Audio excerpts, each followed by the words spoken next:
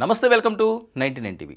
2025 rewind operation Sindoor దేశ రాజకీయాలనే కాకుండా ప్రపంచం అంతా కూడా ఒక్కసారిగా ఇండియా వైపు చూసే పరిస్థితి అండి.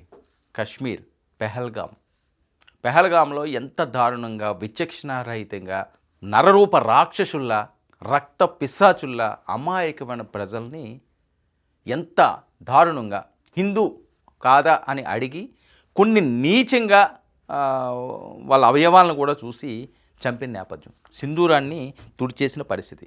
భారత్ ఒక్కసారిగా రగిలిపోయింది. ఇక తాడో పేడో తేల్చుకోవాలి అని చెప్పి డిసైడ్ అయిపోయింది. అప్పుడు పుట్టింది ఆపరేషన్ సింధూర్. పాక్ గజగజ వణికింది.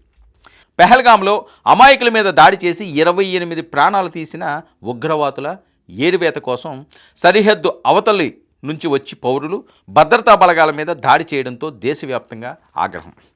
జాతీయ భద్రత విషయంలో రాజీ లేదన్న విధానంతో ప్రధాని మోదీ నేతృత్వంలోని తక్షణ చర్యలకు గ్రీన్ సిగ్నల్.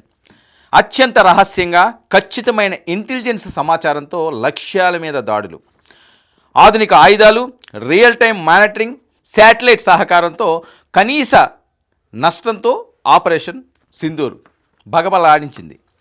ఇక ల్యాండ్, ఎయిర్, ఇంటెలిజెన్స్ విభాగాల మధ్య గట్టి సమన్వయం వల్ల ఆపరేషన్కు బలంగా సాగింది. ఇక ఉగ్రవాదుల మౌలిక వసతులకు భారీ నష్టం. ఇక మీదట దాడి జరపగలిగే సామర్థ్యం బాగా తగ్గింపు. దాడి చేస్తే ప్రతీకారం తప్పదు అనే స్పష్టమైన సంకేతం శత్రు శిబిరాలకు చేరింది. పాకిస్తాన్ బ్రహ్మోస్ ఏ రకంగా ఖచ్చితమైన నిర్దేశంతో వెళ్ళి ఉగ్రమోకల స్థావరాలని ఏ రకంగా బద్దలు కొట్టిందో ప్రపంచం అంతా కూడా చూసింది. నివ్వెరపోయింది, భయపడిపోయింది. అయ్యో, భారత్ ఇంతలా ఒక బిల్డింగ్ని టార్గెట్ చేసి కొట్టడం అంటే 100 కిలోమీటర్ల దూరంలో ఉన్నది, అది సామాన్యమైన అంశం కాదు. భారతదేశం దగ్గర అంత ఆయుధ సంపత్తి ఉన్నది, అంత పక్కా ఇంటెలిజెన్స్ రిపోర్ట్ ఉన్నది.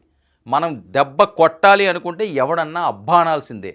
పాకిస్తాన్ అయితే ఉచ్చపోసుకుంది, అందులో ఎటువంటి అనుమానం లేదు. భయపడింది, వెళ్ళి అమెరికా కాళ్ళు పట్టుకున్నది. బాబోయ్, ఆ బ్రహ్మోస్ని ఆపించండి, లేకపోతే మేము బద్దలైపోయేలా ఉన్నది. పాక్కే కనుమరుగైపోయే పరిస్థితి, భూస్థాపితం అయిపోతామని బెంబేలెత్తిపోయారు.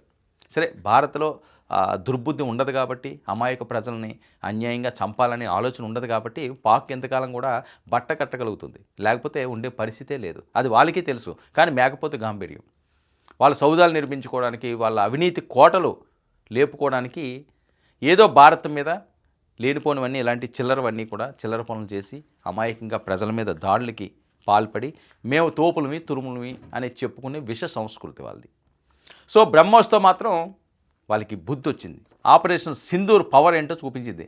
ఇక రాజకీయ భేదాలు పక్కన పెట్టి ప్రజలు, పౌర సంఘాలు, మాజీ సైనికులు ఏకగ్రీవంగా మద్దతిచ్చారు. ఇక ఆపరేషన్ సింధూర్ దేశానికి గర్వకారణంగా మారడంతో సోషల్ మీడియాలో పొగడ్తల వర్షం. మొదట్లో ప్రశ్నలు లేవనెత్తిన జాతీయ భద్రత అంశంలో విపక్షాలన్నీ మద్దతు ప్రకటించాయి. దేశమంతా కూడా అటువైపే చూస్తుందండి. ఎందుకంటే 28 మంది అమాయకుల్ని జిప్పులు ఊడతీసి నువ్వు ఎవరు అని చూసి భార్య కళ్ళ ముందే అతి కిరాతకంగా కాల్చి చంపారు అంటే మరి వాళ్ళని ఏంటి ఉపేక్షించాలా, చూస్తూ ఊరుకోవాలా? దేశమంతా కూడా ప్రభుత్వానికి మద్దతుగా నిలిచింది, జేజేలు పలికింది. ఇక ప్రభుత్వ నిర్ణయాల మీద బహిరంగంగా వ్యతిరేకత తగ్గి నేషన్ ఫస్ట్ నినాదం నిలబడింది. ప్రతి ఒక్కరూ చేయాల్సింది అదండి. రాజకీయాలు ఏవైనా ఉంటే ఎన్నికల ముందు చేసుకోండి, ఏదైనా ఉంటే. కానీ ఇలాంటి అంశాలు భద్రతకు ముప్పు వచ్చినా, దేశానికి ముప్పు వచ్చినా నేషన్ ఫస్ట్ అనే నినాదం ప్రతి భారతీయ పౌరుడి గుండెల్లో మారుమోగాలి. ఇది ముఖ్యం. ఉగ్రవాదాన్ని అణచివేయడానికి భారత్ తీసుకున్న కఠిన వైఖరిని అనేక దేశాలు అర్థం చేసుకున్నాయి. దేశంలోనే కాదు, గ్లోబల్ లీడర్గా మోదీ ఇమేజ్ మరింత బలపడింది.